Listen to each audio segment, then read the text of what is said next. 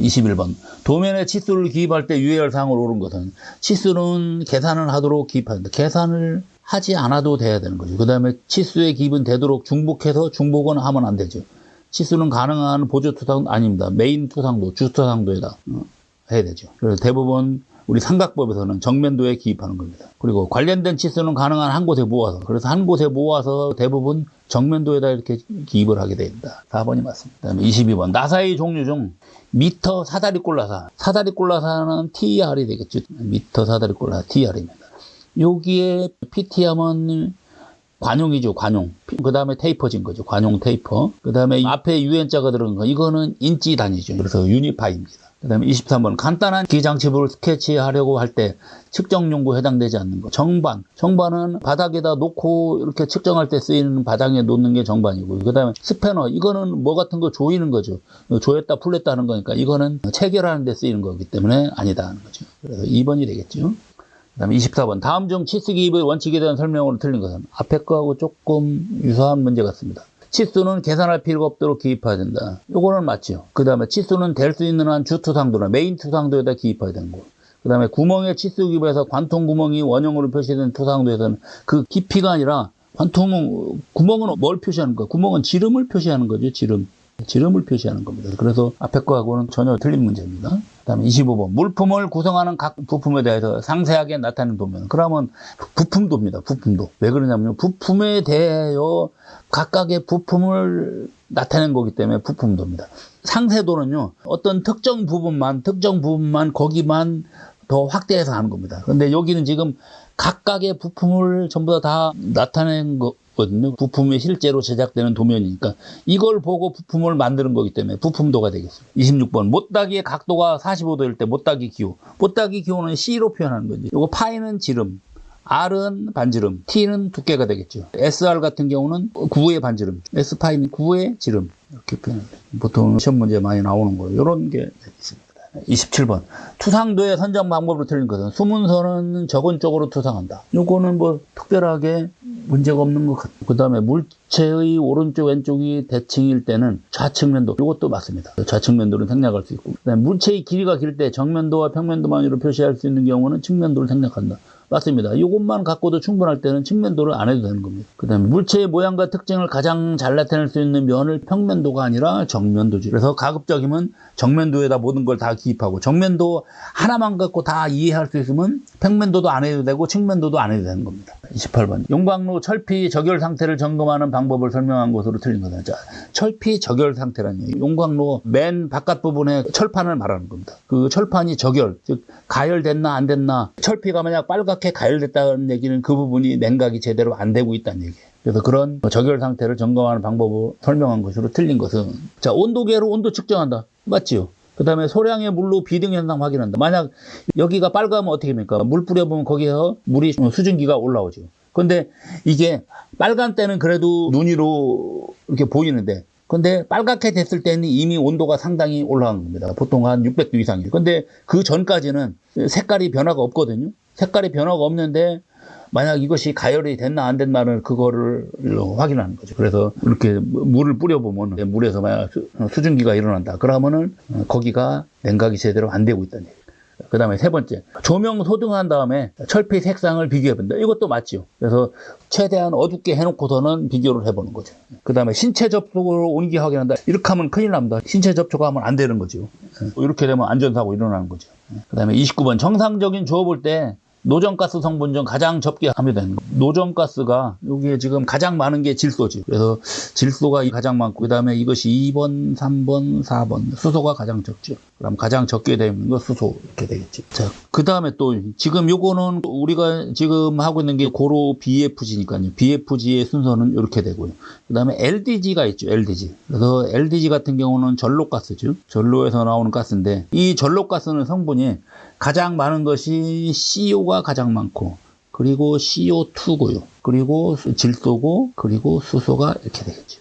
그 다음에 COG가 있죠. COG, 코코스 가스. 코코스 만들 때 나오는 코코스 가스입니다. 이거는 수소가 가장 많습니다. 수소가 가장 많고, 그 다음에 메탄이 나와요. CH4가 나오고, 그리고 CO 가스가 있고, 그리고 질소가 이렇게 돼요. 그래서 여기에 있는 BFG하고 요거하고 이렇게 잘 알아두시면 되겠습니다. 하나 더 한다 그러면은 발열량도 같이 알아두시면 좋게 되죠. 그래서 발열량도 지금 BFG는 가장 많은 게 질소이기 때문에 질소는 반응을 안 한 거고 여기서 이 연료로 될 수 있는 거는 CO하고 수소 정도거든요. 그렇기 때문에 이거는 발열량이 그다지 많지 않죠. 그래서 고로가스는 발열량이 보통 한 750에서 한 850 그 정도 되겠죠.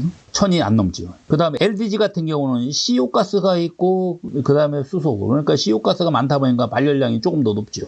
그래서 이거 같은 경우는 한 1800에서 한 2000 칼로리 정도 되죠. 그 다음에 COG 같은 경우는 수소도 그렇고 메탄도 그렇고 CO도 그렇고 이것이 전부 다 연료가 돼요. 그러다 보니까 이건 또 이제 발열량이 높죠. 그래서 이거 같은 경우는 여기 있는 LDG의 한 2배 이상 되니까 4000에서 4500 정도 이렇게 되는 거죠. 요거까지 이렇게 같이 알아두시면 좋겠습니다.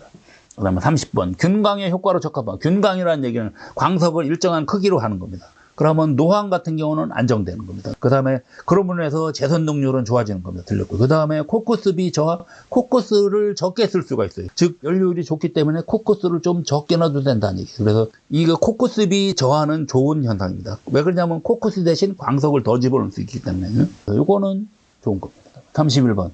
소결기의 급광장치. 자, 소결기의 급광장치는 소결 냄비를 파레트라고 합니다. 요 파레트에다가 여기다가 소결 원료를 장입하는 장치를 보고 급광장치라고 그래요. 그래서 호퍼가 있고 드럼 피더, 셔틀 컨베이어 요거는 다 맞습니다. 그런데 이 스크린은요. 스크린은 소결기 끝난 다음에 배광, 즉 꺼내 갖고 그 다음에 선별하는 장치입니다.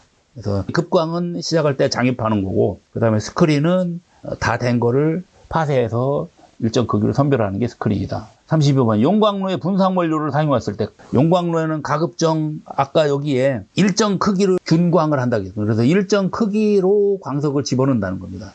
근데 이렇게 일정 크기로 안 집어넣고 분상 원료, 분상이라는 얘기는 가루, 즉 크기가 너무 작은 것들 들어가면 그러면 전체적으로 안 좋은 겁니다. 즉 뭐냐면요. 통기성이 떨어져요. 우리가 밀가루 같은 것이 이렇게 잔뜩 있으면 바람에 잘 안 통하는 거죠.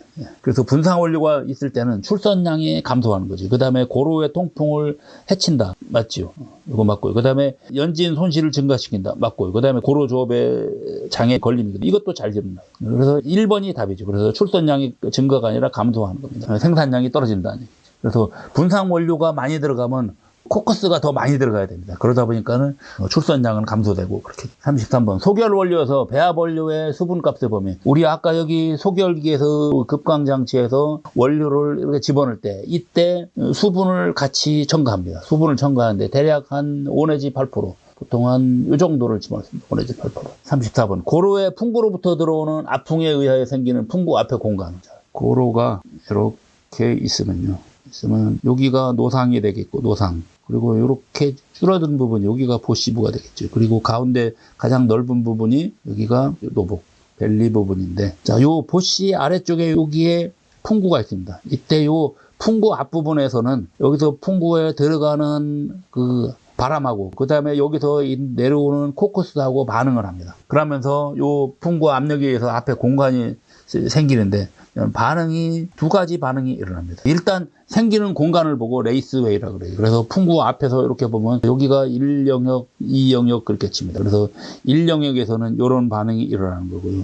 2영역에서는 이렇게 일어나서 그래서 최종적으로 1영역에서 CO2가 그 다음에 다시 CO2가 이렇게 해서 2영역에서 CO가스가 돼서 그래서 최종적으로 나가는 건 CO가스가 나가고 이 CO가스가 철광석하고 반응을 해서 이거를 환원시키는 거죠. 그렇게 해서 FE하고 CO2로 이렇게 나가게 됩니다. 그래서 이런 거 보고 간접환원 그렇게 표현하는 겁니다. CO가스에 의한 환원, 간접환원입니다. 35번 유동로의 가스 흐름을 고르게 하여 장인물을 균일하게 유동화시키고 고속의 가스 유속이 형성되는 장치는 그럼 우리가 끝부분을 이렇게 조금 작게 만들어준 거지. 그런 거 보고 노즐 그렇게 표현하죠. 36번 자용성 소결광 조업에 대한 설명을 들은 거. 자용성 소결광은 석회석을 집어넣은 겁니다. 그러면 석회석을 집어넣으면요. 철광석 중에 있는 철광석이나 코커스 중에 있는 회분이나 맥석이 있거든요. 그런 건 주성분이 전부 다 SiO2와 Al2O3가 있어요. 이때 자용성 소결광은 CaO를 집어넣는 겁니다. 그러면 CaO를 집어넣으면 CaO가 이거하고 합쳐지면서 슬래그가 형성되죠. 그러면 어떻게 됩니까? 슬래그의 용융점이 내려갑니다. 슬래그의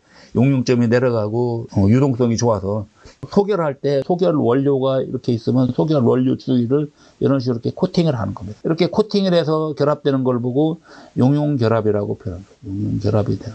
이때 용융결합할 때 이 결합제가 바로 여기에 있는 이 슬래그가 된다는 얘기죠. 자, 그러면 용융결합이 되면은 이거는 강도도 큽니다. 강도가 크기 때문에 집어넣을 때 잘 안 깨져요. 고루에 집어넣을 때 강도가 커서. 자, 첫 번째. 틀린 것은 고르는 거죠. 노항이 안정돼서 고온 송풍이 가능하다. 이거는 맞습니다. 왜 그러냐면 이게 잘 안 깨지니까. 근데 이게 용융결합 말고 우리가 확산결합이라는 게 있어요. 확산결합은 광석 입자하고 입자 사이만 여기서만 확산에 의해서 결합된 거라. 이거는 결합력이 약해서 고루 안에 집어넣을 때 이건 잘 깨져요. 그러면 분상 원료가 되는 거죠. 우리 앞에서 분상 원료가 있으면은 고루 상황이 나빠진다겠죠. 그래서 이렇게 강도가 크면 분상이 잘 안 되기 때문에 노황이 안정된다. 맞습니다. 그 다음에 논의 타락률이 향상되어 선철 중에 황을 저하시킬 수가 있다. 자, 우리가 타락 반응은 어떻게 됩니까? 타락 반응은 FeO하고 그 다음에 CAS 이렇게 바뀝니다. 그러면 FeS가 S가 있던 것이 CAS로 바뀌어보니까 타락이 됐죠. 그러면 우리가 여기에 지금 자용성 소결광에는 CAU를 집어넣는 거니까 이런 타락 효과가 있는 거죠. 그래서 2번은 맞고요. 그 다음에 소결광 중에 페이얼라이트 함유량이 많아 산화성이 크다. 요거는 틀렸습니다. 페이얼라이트는요 SiO2하고 Fe2O3하고 이거하고 이렇게 결합되어 있는 것입니다. 근데 이게 CaU가 들어가면 해서 얘하고 결합이 되니까 FeO나 또는 Fe2O3하고 이거하고 결합이 안 되죠. 그러니까 오히려 이런 거는 줄이는 거죠. 그래서 이거는 함유량이 많다가 아닙니다. 3번이 답이겠습니다. 그다음에 37번. 다음 중 소결성이 좋은 원료라고 볼 수 없는 거. 자, 소결이 잘 된다. 즉 아까 뭐냐면은 강도가 큰 원료가 돼야 되는 겁니다. 그러면 지금 여기에 2번이 틀린 거죠. 분율이 높은 소결광. 이거는 안 되는 거죠. 분율이 높다는 얘기는 분상의 원료가 되는 거기 때문에 오히려 분상의 원료를 강도가 높은 덩어리로 만들어주는 게 소결광인데 분율이 높으면 안 되는 거죠. 그래서 2번이 틀린 겁니다. 38번. 자, 고로의 염기도에 큰 영향을 주는 소결광의 염기도를 나타내는 것으로 염기도는 항상 SiO2분의 CaU죠. 그래서 SiO2와 CaU만 갖고 따지는 거다. 그러면 4번이 되겠죠. 염기도가 높으려면 CaU가 더 많아야 되죠. 그래서 우리 고로 슬래그의 성분이 가장 많은 것이 CaU. 왜냐하면 우리 고로 슬래그의 염기도가 이런 탈황탈인이 잘 되게 하기 위해서 염기도가 좀 높습니다. 그래서 보통 한 2.0 정도 되거든요. 2.0이라는 얘기는 CaU가 SiO2보다 2배 있다는 얘기죠. 그래서 가장 많은 게 CaU, 그 다음에 SiO2 이런 식으로 가는 거예요. 그리고 FeO, 그 다음에 Al2O3 이런 식으로 이렇게 가요. 그래서 요게 CaU가 가장 많다. 그 다음에 39번. 상부광이 사용되는 목적으로 드는 건데 우리가 소결을 조업을 할 때 아까 요 파레트에다 원료를 집어넣습니다. 원료를 집어넣을 때 요 파레트 밑에 여기가 이렇게 구멍이 뚫려 있거든요. 이 구멍으로 바람을 빨아들인 겁니다. 여기로 바람을 빨아들여서 이 안에를 연소시키는 거거든요. 옛날 할아버지 군방대 담뱃대를 말하는 건데 그런 겁니다. 근데 이 밑에를 막아주는 격자가 있습니다. 막아주는 격자 요걸 보고 화격자라고 그래요. 영어로 그레이트 밤이라고 합니다. 바우에 장입을 할 때 맨 처음에 요 위에다 상부광을 먼저 깔아줍니다. 그래서 여기다가 화격자 위에다가 깔아주는 걸 보고 그걸 보고 상부광이라고 해요. 이 상부광은 대부분 한번 소결이 됐던 것 또는 소결 불량한 것 또는 소결이 됐는데 중간에 깨진 것들 그런 것들 그래서 고로로 들어가지 못하고 다시 온 것들입니다. 근데 이런 걸 이렇게 깔아줍니다. 깔아주면 어떻게 됩니까? 여기에 분상 원료가 이렇게 들어가다 보면 요 분상 원료가 요 화격자 사이로 이렇게 빠져나갈 수 있거든요. 그러니까 그런 것도 방지하고 그 다음에 여기에 있는 상부광은 이미 한번 소결이 돼 있기 때문에 소결이 더 이상 잘 안 됩니다. 그러면 나중에 이거를 여기에 있는 팔레트를 이렇게 엎어서 요거 원료를 소결이 다 되면 이걸 꺼내는데 꺼낼 때는 하나의 덩어리로 되어 있기 때문에 그냥 뒤엎으면 꺼내집니다. 그때 여기에 있는 상부광이 있으면 쉽게 떨어지게 만드는 거죠. 안 그러면 여기에 소결 원료가 요 화격자하고 달라붙습니다. 그래서 그런 걸 방지하는 거죠. 자, 그러면 그 목적으로 틀린 것을 보면 첫 번째 화격자가 고온이 되도록 한다? 이거는 아니죠. 오히려 온도를 더 낮추는 효과는 있어요. 그래서 1번은 아닙니다. 나머지는 통기성 좋게 한다. 그 다음에 소결광이 화격자에 접착되지 않게, 달라붙지 않게. 그 다음에 원료가 사이로 이렇게 들어가지 않게. 이거 맞죠? 그 다음에 40번. 제선 작업 중 산소가 결핍되어 있는 장소에서 여기서는 그러면 산소를 공급할 수 있는 마스크, 송기 마스크를 써야지. 그래서 송기 마스크는 산소 공급기가 다른 거다. 방진 마스크는 연진만 막아주는 거. 방독 마스크는 그 독성 성분이 있는 것만 막아주는 거. 위생 마스크는 일반 마스크죠.